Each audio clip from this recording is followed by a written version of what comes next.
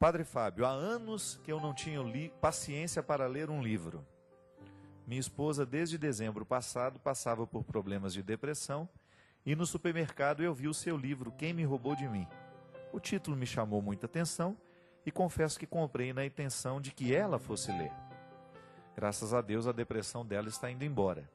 Fiquei toda a quaresma sem fazer a barba por uma promessa da Nossa Senhora e ela me concedeu essa graça. Bonitinho, né? Ficou sem fazer a barba para trazer alegria para a mulher.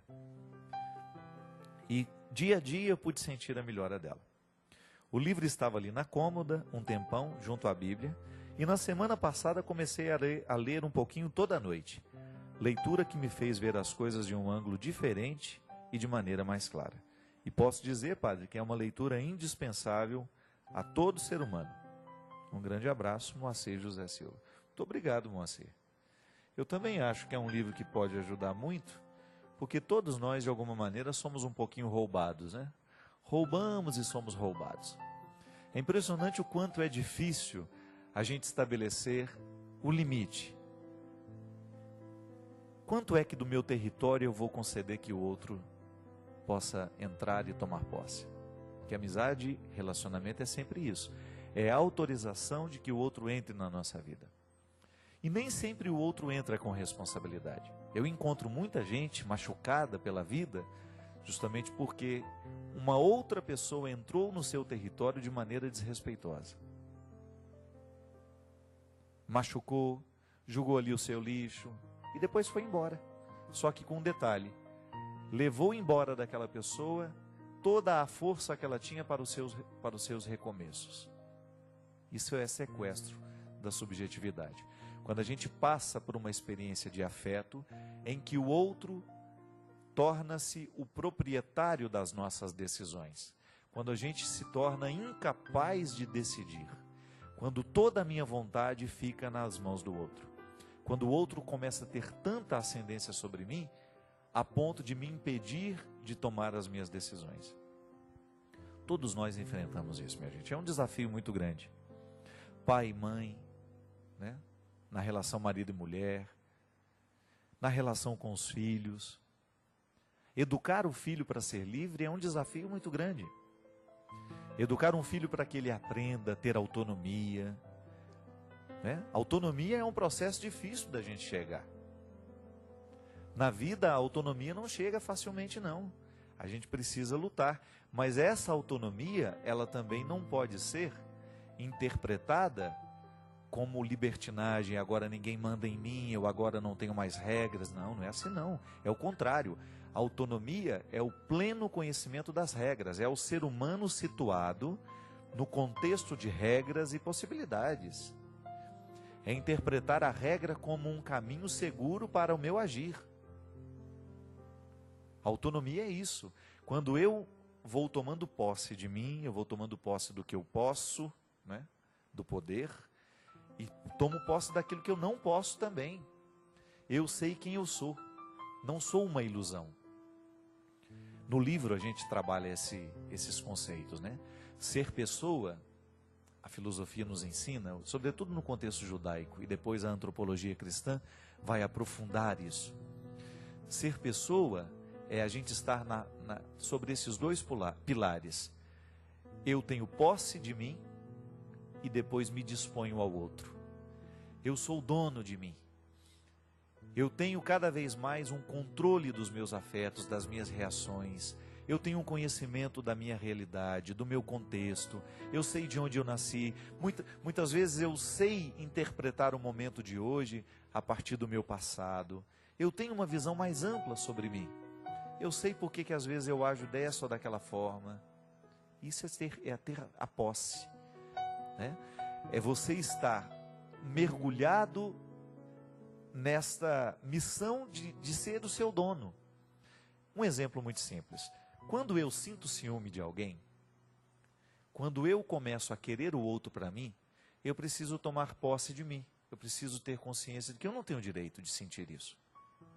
Eu não tenho o direito de agir na direção do outro tomado por esse sentimento de posse. Sabe por quê?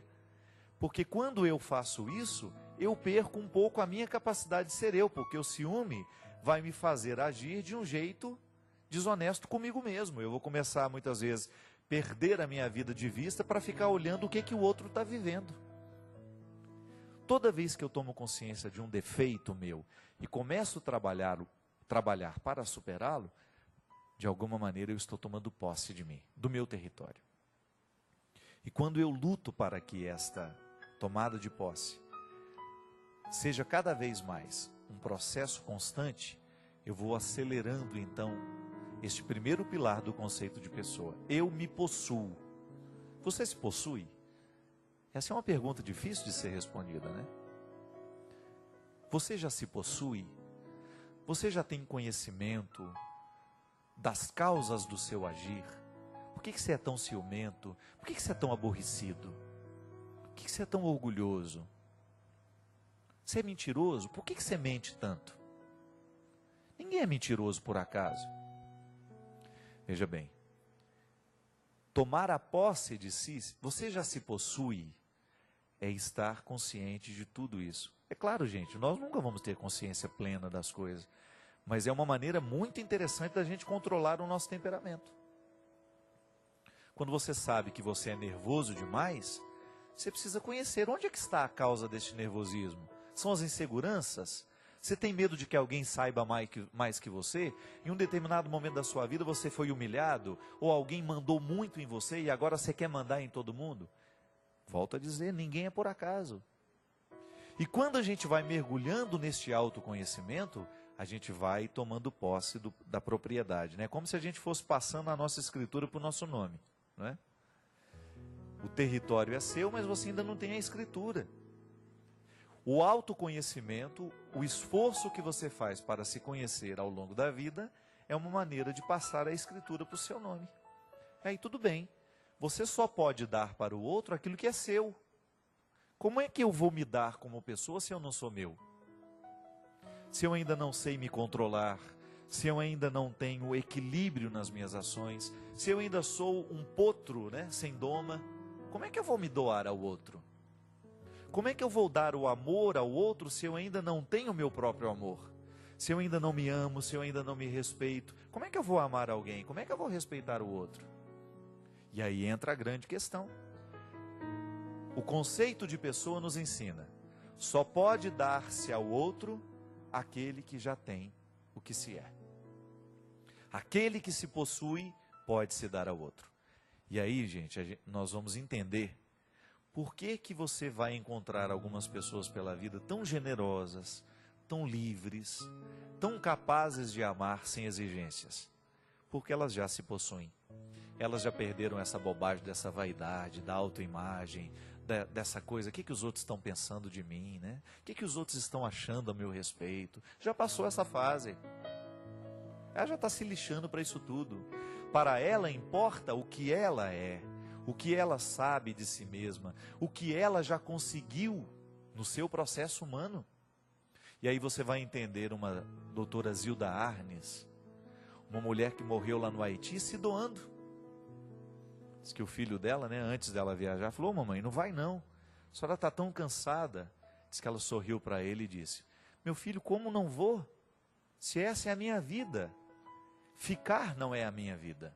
Doutora Zilda Arnes descobriu isso. Por isso ela era tão livre para deixar o seu mundo e ir à busca do mundo dos outros. Ela já tinha criado tudo que tinha que criar, já tinha dado finalidade a tudo que ela precisava encaminhar. A família já estava encaminhada, ela foi se dedicar à caridade. Aí você entende por que uma irmã Dulce existiu, né? Uma mulher com uma capacidade imensa de se doar. Porque se possuía.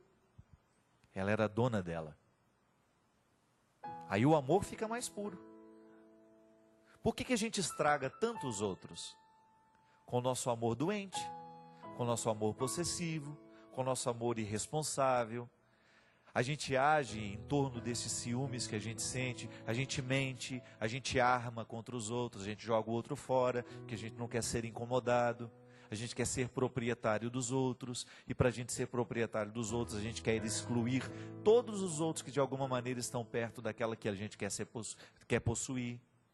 Nós agimos de maneira diabólica, Por quê?